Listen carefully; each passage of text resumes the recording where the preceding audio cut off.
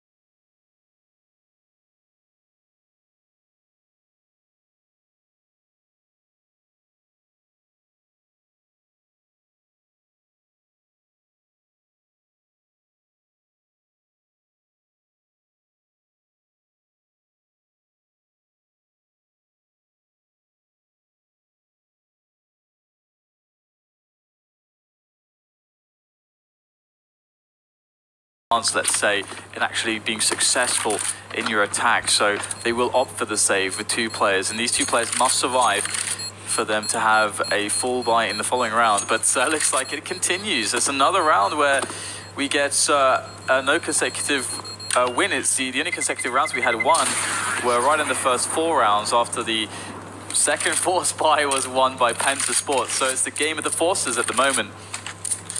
But which force will be stronger? The force of Penta Sports or Vega Squadron? As once again we have another interesting round ahead of us. I would be interested in seeing the AWP go towards B. I mentioned it earlier, but I mean, yes, they have defended B on some rounds, but that's where Penta Sports are running through a smoke. But yeah, okay, so here we go. So we've got JR. He's going aggressive with the AWP as well. And there's going to be 4 towards the A site. A fast round from Penta, but he's gone straight into the stack from the CTs, the usual stacks. Bombs down. There are smokes all over the place. It is mayhem. This really could go either way. Yeah, it's all about playing around these smokes, finding these angles, trying to wrap the defense and destabilize them. Because Shadow's in a really forward position here.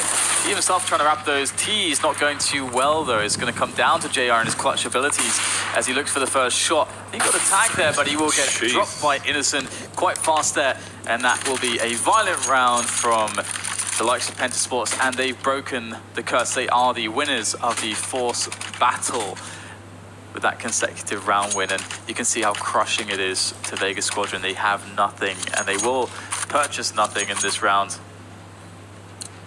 So 7-4 in favor of Penta Sports. Roller coaster ride this game so far between these two teams.